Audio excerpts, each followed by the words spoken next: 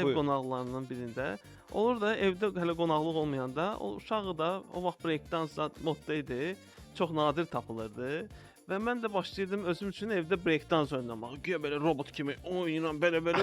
Evdəkilər hamısı mənə motivasiya vermək üçün həmişə alqışlayırdılar.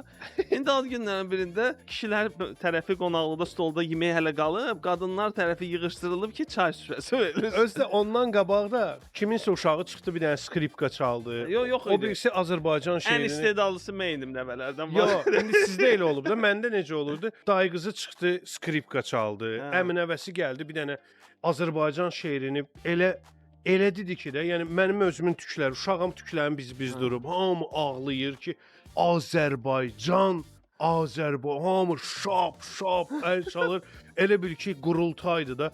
Və deyirlər ki, indi isə Fatih, sən də gəl bir də, gəl bura.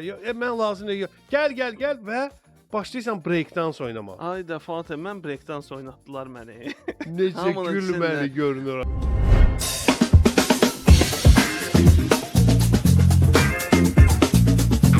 İndi yadıma düşür tər gedir də məndə. Rakam. Ya sənə deyirlər. Sənə nə olur? O Nə bilim, bu elimin içi təridir.